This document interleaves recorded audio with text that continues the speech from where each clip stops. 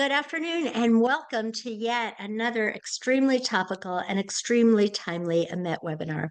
I'm very excited to introduce to all of you today a really very talented and gifted writer and a very, very special and kind person, Avi Meir.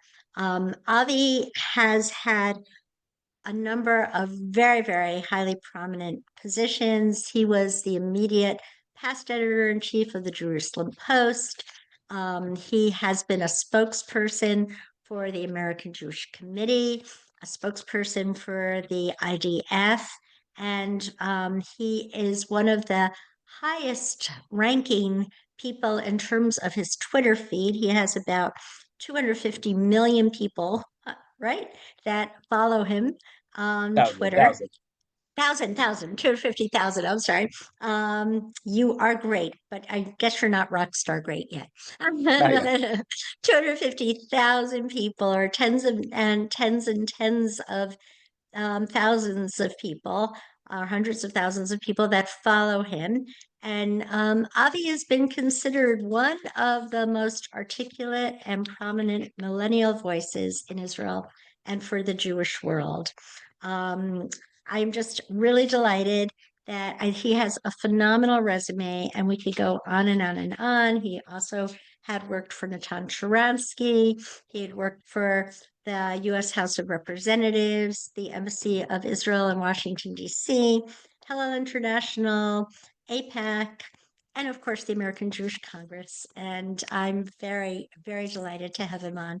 I have to say, every time that I read something that Avi writes, I end up nodding my head and saying, he makes sense here. He has a great point there. So as we're moving into Rosh Hashanah, 5786, we are all in this period of deep contemplation of cheshbon nefesh, of looking at our souls, or counting for our souls. And we all feel extremely tied to and connected to the state of Israel, no one more so than Avi Meir, who's represented the IDF and the state of Israel on international television.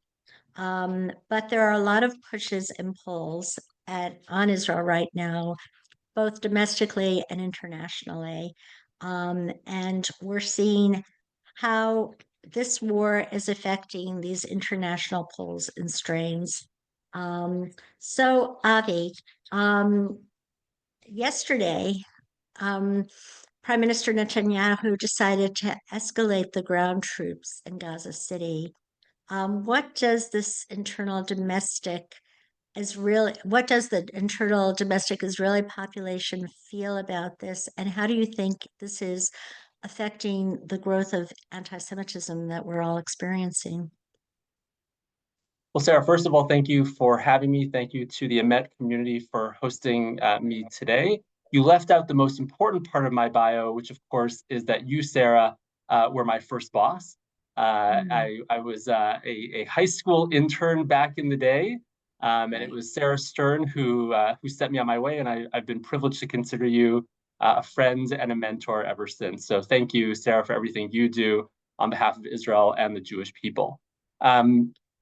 You know, the atmosphere in Israel right now is one of, I would say, confusion and trepidation. This ground offensive in Gaza is not highly popular, to the point where the heads of the army itself have been cautioning the government behind closed doors that this is not in Israel's long-term interest, that they actually would like for us to go for whatever deal is currently on the table.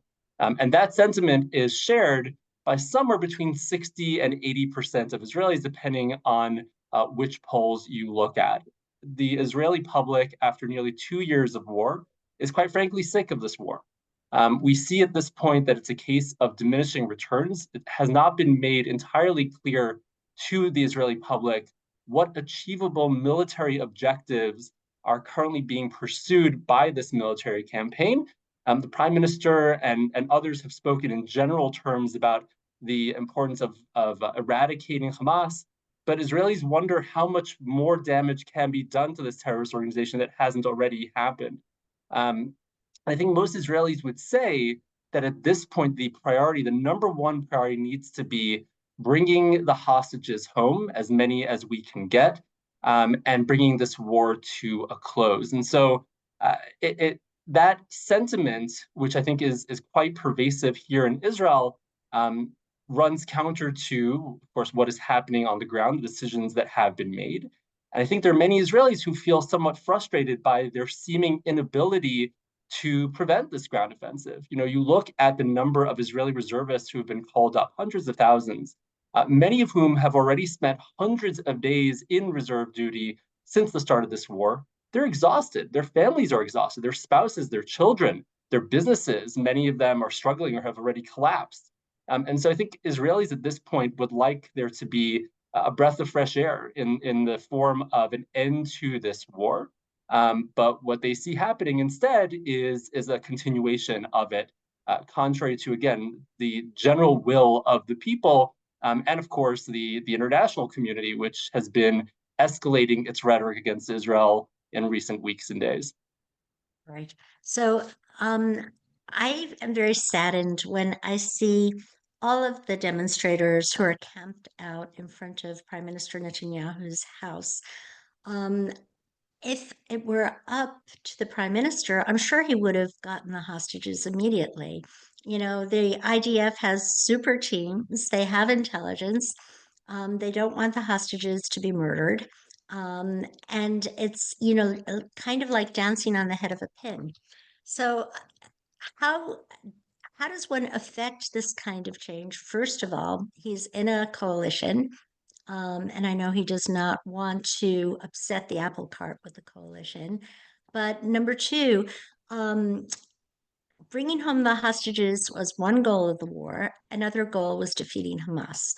How do we know that Hamas will actually be defeated or won't just regroup in another couple of weeks and there'll be a greater offensive? Well, look, I think you're right in that the prime minister also wants to see the hostages brought home. I don't think that he draws any pleasure from the knowledge that there are 48 people, some of them still alive, in Gaza. Their families wrought with anxiety over their fate and acute fear about what might happen to them should this offensive continue. But he is, as you said, constrained by his coalition, some key partners in which do not want to see this war brought to a close. They're talking openly about resettling Gaza. The finance minister Bezalel Smotrich talked today about how Gaza could be a real estate bonanza, and there are discussions with the Americans about who gets what percent of the land. Aside from being deeply unhelpful in making Israel's case internationally, that is not where most Israelis are at. If you look at the polls, the majority of Israelis have no interest in returning to Gaza on any permanent basis. But they are, as you said, also concerned about the potential of Hamas regrouping. I had a conversation with a senior Israeli official at the start of this war, really in the first few weeks after October 7th. And the rhetoric then was similar to the rhetoric now. We're going to eradicate Hamas. We're going to remove it as a threat. And I said to this official, I said, how can you eradicate Hamas? Hamas is an ideology. Of course, it's going to regenerate. You can, destroy as much of it as you want. At the end of the day, as long as the ideology persists, it will continue to inspire more hate and violence. And this official said, we're not looking to defeat an ideology. We're here to defeat a fighting force, and we're going to do that.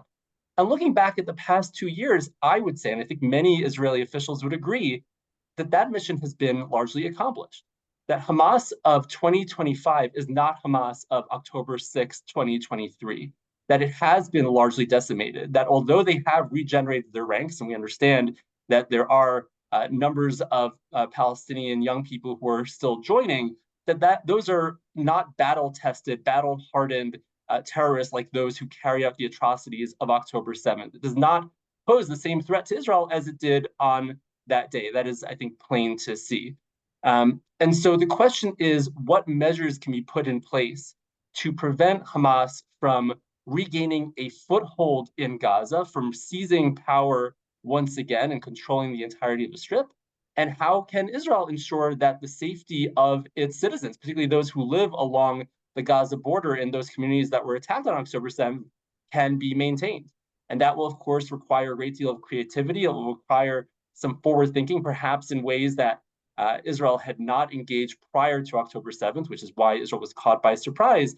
But I think it's within our capacity to do that. I don't think that it's beyond the capabilities of Israel's extremely competent military and intelligence services to build that protective barrier between Gaza and Israel that would ensure the safety of its civilians. So at the end of the day, Hamas almost certainly will reconstitute in some form. It will be and is significantly weaker than it was on the eve of October 7th.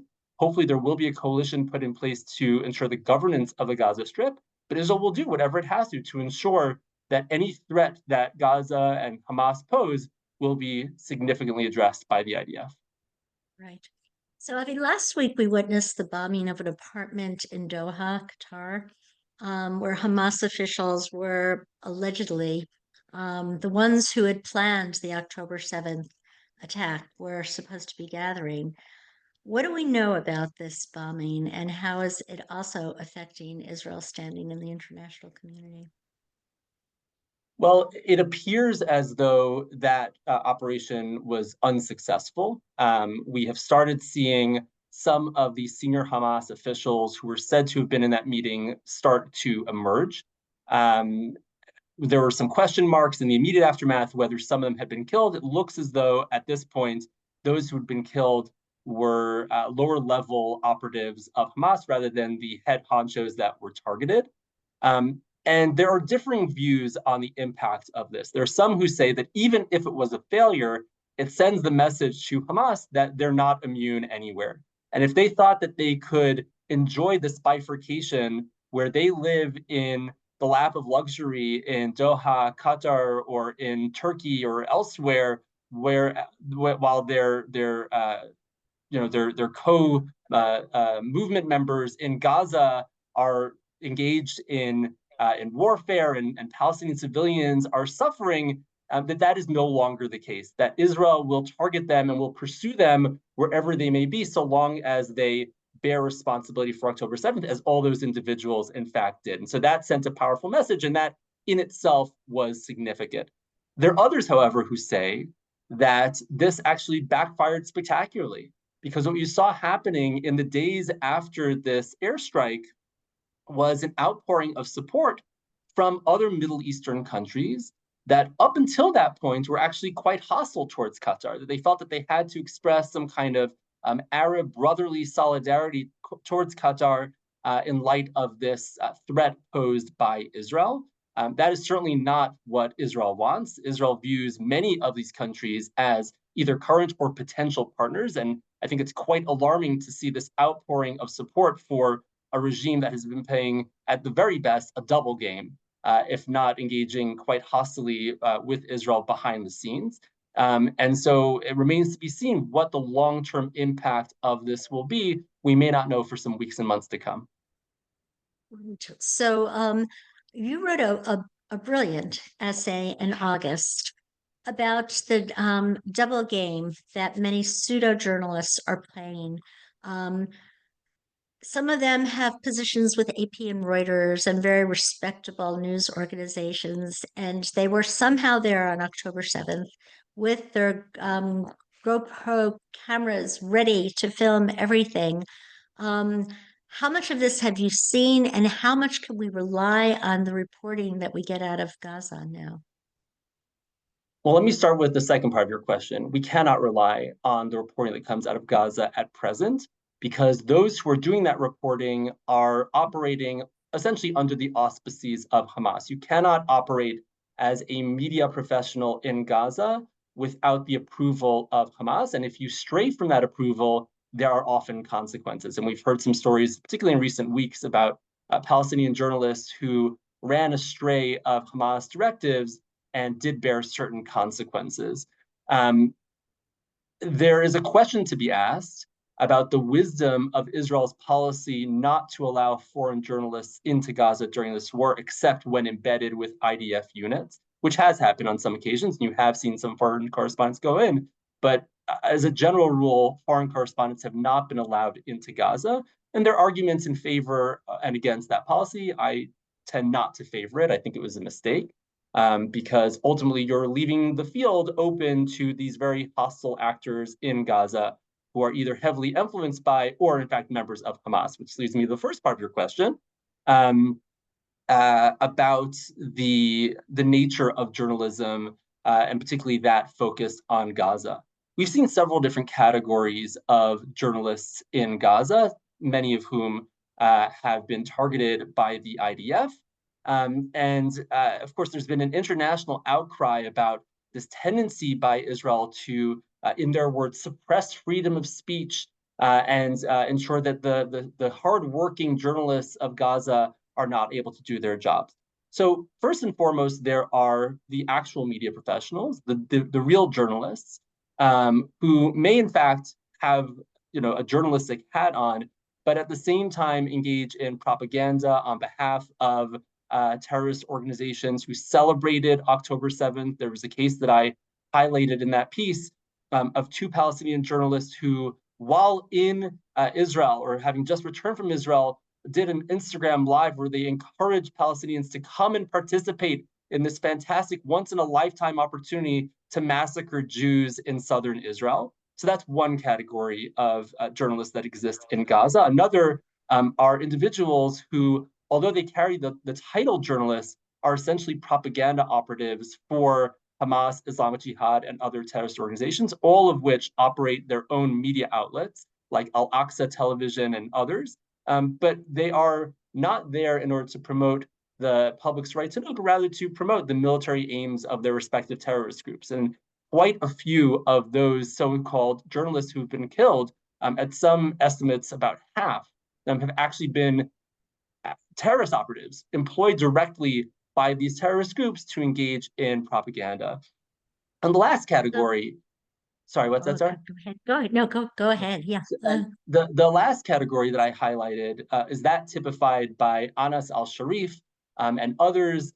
His case was highlighted by many journalist groups as being particularly egregious because he was clearly targeted by the IDF. But the reason he was targeted by the IDF is that there was documentation that emerged during the course of the IDF's operations in Gaza that showed that he was, on the one hand, employed by Al Jazeera, but on the other hand, was also a squad commander for Hamas, that he engaged in targeting Israeli communities by rocket fire, and that he was a member of Hamas's Nukhba force, which was the commando unit that led the October 7th massacre. And he's certainly not alone. There are other terrorists who are, again, actual terrorist operatives. We're not talking about propagandists on behalf of these terrorist groups. We're talking about individuals who engage in actual acts of violence, while at the same time being employed by supposedly reputable news organizations, including Al Jazeera and others. So I would take all coverage coming out of Gaza with a grain of salt. I'm hopeful that we'll reach a point where international media organizations will, on the one hand, have the integrity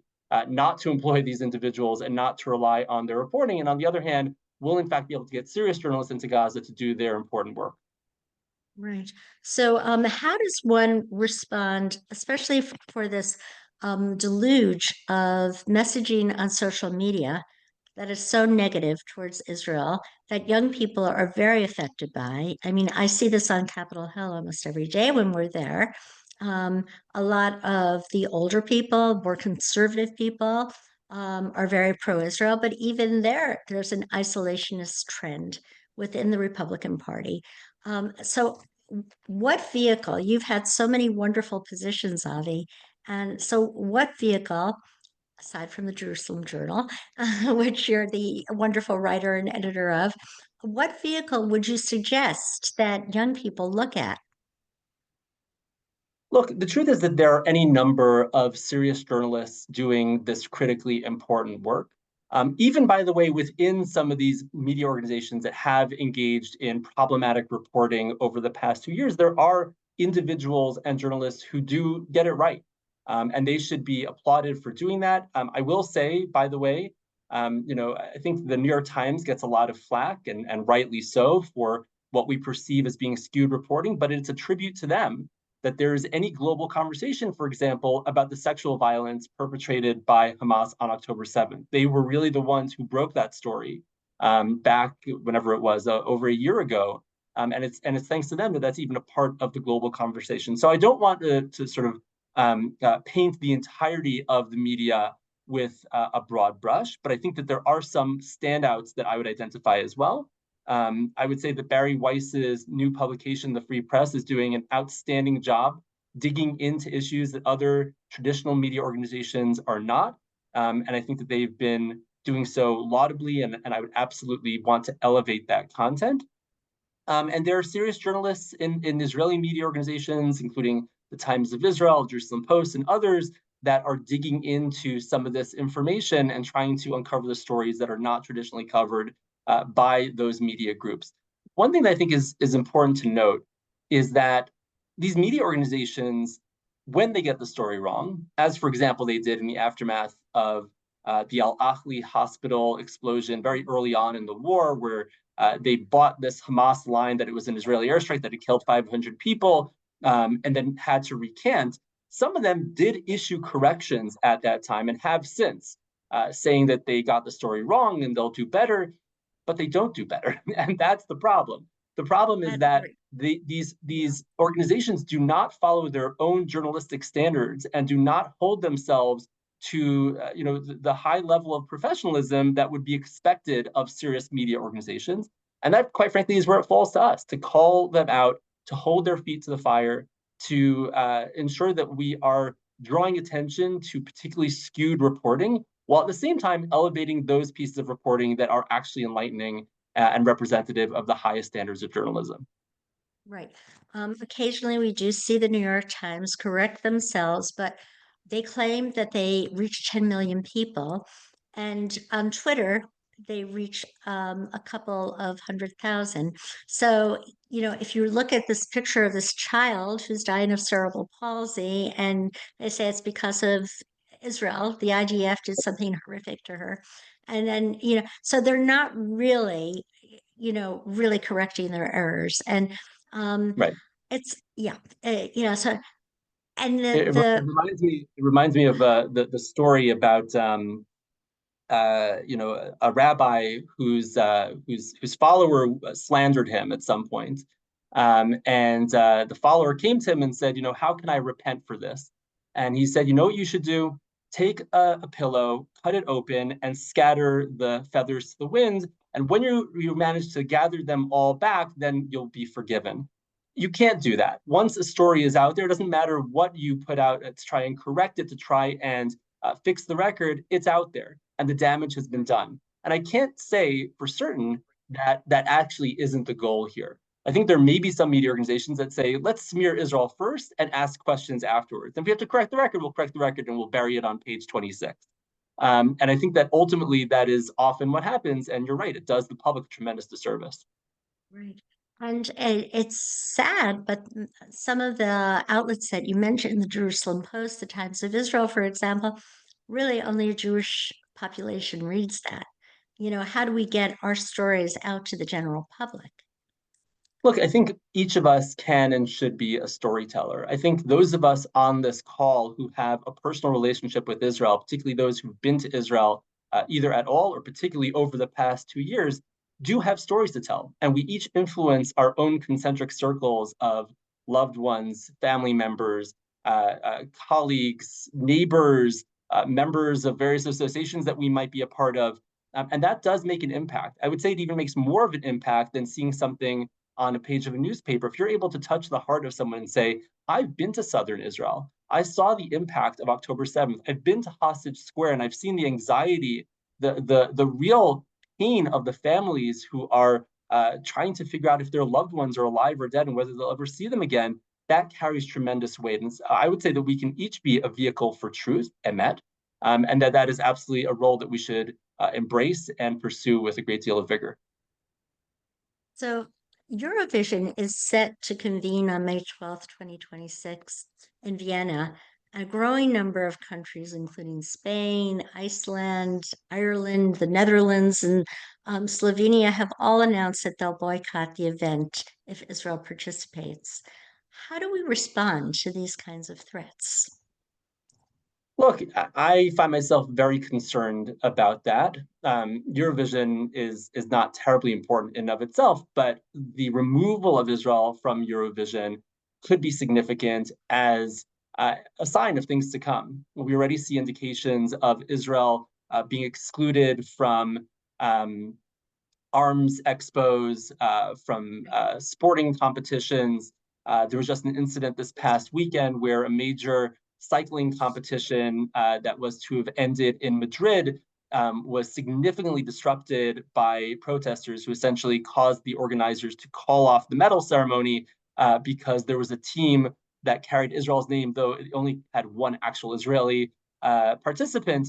And what was so striking about this incident is that it was actually egged on by the Prime Minister of Spain. Pedro Sanchez said that he stands with the protesters and he believes that they did the right thing, which is such a shocking and egregious thing for a national leader to say about a sporting competition.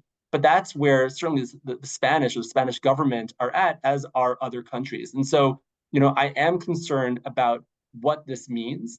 I think that we should make very, very clear that this is totally unacceptable. And I have to say that it's striking to me that this is a standard that is only applied to Israel. There are many countries in the world that are led by controversial leaders, by the way, the United States. And how many times have we heard other countries in the world say the United States should be excluded from this or that competition because of the actions or policies of its leadership? You would never hear of such a thing. And yet somehow people are all too eager to hold Israel to that standard. And I find that to be completely unacceptable. We have to be saying that loudly and clearly. Right, right. One of our readers wrote in that one can defeat an ideology if there's an information campaign and a hybrid war that's victorious. What's the distinction between World War II and how we executed that war and how Israel is executing the war in Gaza today? Well, actually, I think World War II can be instructive because in the aftermath of World War II, Germany underwent a process of denazification, where, yes, it was under Allied occupation, but during that period and for quite a few years after, anyone who held any public civil role in the Nazi administration was barred from any similar role or any public role, really, in the emerging Germany. And that ultimately contributes significantly to the eradication of Nazi ideology, which still exists in some pockets, but it's certainly not the dominant philosophy in Germany today. I think that Gaza would have to undergo a similar process, essentially of de-jihadification after the end of this war, if there's ever to be any hope of a peaceful future between the residents of Gaza and the people of Israel. So I actually do look at the aftermath of World War II as an important lesson, and I hope that Israel's leaders and other leaders in the region take that to heart. How does one achieve that? Right now, there are no UNRWA schools. There's no school. We see 2 million people are, many of them are wanderers. 300,000 have left their home in Gaza City. How does one influence their hearts and minds? Well, UNRWA certainly is not part of the solution. UNRWA is and has only ever been part of the problem. Look, I'm hopeful that once the dust settles and we're able to engage in some process of reconstitution in Gaza, that whatever housing solutions are found will include educational institutions run hopefully by more moderate actors, perhaps under the direction of Gulf states or others in the region, that are able to institute a curriculum that is much more moderate, much more tolerant, that educates Palestinian children and young people for peace, just as I, as an Israeli, was educated for peace by the Israeli education system. And only once that happens can there be any hope of that peace actually coming about. Right. Well, next week, the 193 nations of the United Nations General Assembly is going to convene in New York. And I'm sure one of the issues that they'll be considering is a resolution for Palestinian statehood. Of course, we all realize that will probably be vetoed in the Security Council, where the United States has an overwhelmingly important vote. But when so many American Jews and Jews around the globe are feeling besieged by this tidal wave of anti-Semitism and pro-Palestinian sentiment, how do we stop the tidal wave? Look, I think that there are several answers to this. Looking, for example, at that vote that's set to take place next week, one of the most vocal advocates for this move has been the government of France. And there are many people who sort of scratch their heads and say, but the French are actually quite competent diplomats. They know that this is absolutely ridiculous on a diplomatic level, that it will be perceived, as it has been, by the way, by Hamas as a victory and as a reaffirmation of the path of terror. But then when you learn that it was actually the French Interior Ministry that commissioned a report that said that in order to deal with rising Islamist extremism in France, one of the ways to stem the tide is to recognize a Palestinian state, it starts to make a little more sense. So this is actually domestic politics at play, not only, by the way, in France, but in Spain and elsewhere. There are many countries that are pursuing these deeply harmful policies strictly for domestic reasons, not because they see it as being virtuous on the international stage, certainly not because they think that it's going to bring a Palestinian state into being. I think that anyone, as we say in Hebrew, with eyes in their head, would see that there's absolutely no chance of a UN resolution making a Palestinian state appear out of nowhere. But I think it's very clear that that is what's going on.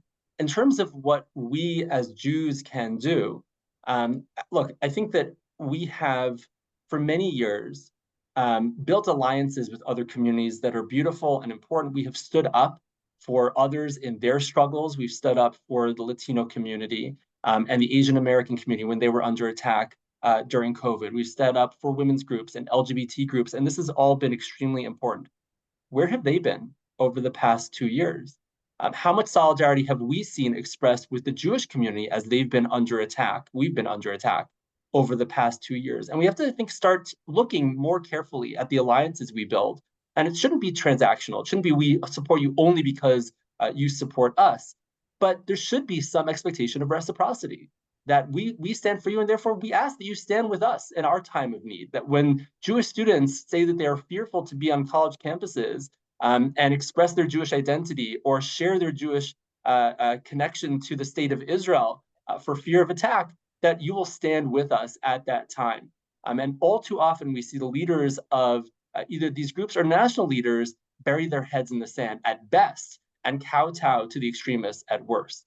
We need to be raising the alarm.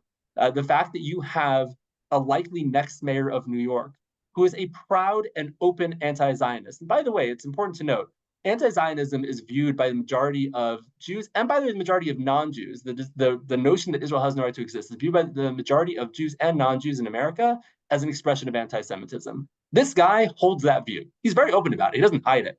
And I think we need to start saying that this is beyond the pale.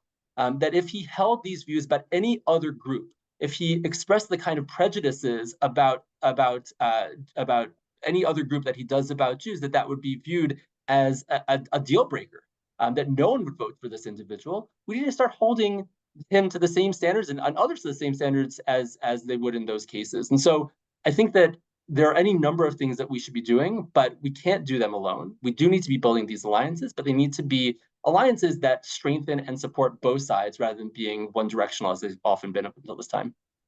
Right. I just came from a meeting on Capitol Hill with Speaker Mike Johnson, and there was a coalition of people. And of course, CUFI is incredibly pro-Israel, and they have hundreds of thousands of members, and there are some mighty forces that we can partner with. Absolutely. Really. So, do you have any final words that you would like to leave the American Jewish community with? Many of us are feeling very besieged by the current tidal wave of anti-Semitism. So I would say a few things. The first is that there was a survey that came out today by the Israel Democracy Institute. It does this survey, I think, before every Rosh Hashanah, every Jewish New Year. in which it sort of tried to assess the feeling in Israel. And I found that actually many Israelis are quite frustrated, quite pessimistic, are not feeling great about this moment in time. But what's interesting is that they give that answer when they're asked about the national mood. When they're asked about their own mood, individual moods, they actually report feeling kind of okay, or relatively okay, certainly compared to how they perceive the national mood to be. And when you ask them about how they think the new year is going to be, a plurality of Israelis say, actually, we think the new year is going to be better than the last. I think there's something very hopeful and forward-looking about that. And I have to say that having looked back at the past 2 years, having lived through the pain and devastation of October 7th and everything that we have been through over this period, I find myself filled with hope and optimism looking at the young people who have stepped up to the plate, who have mobilized in defense of this country, who have, in fact, left their families for hundreds of days at a time to stand up for Israel's defense and sometimes put their lives on the line in order to ensure the security and safety of this country. And I have to say that at this point, I find myself more hopeful about the future of Israel since October 7th than I ever was before. And I hope that that is a sentiment that you all can share and that you partner with us to ensure that we do indeed have that brighter future.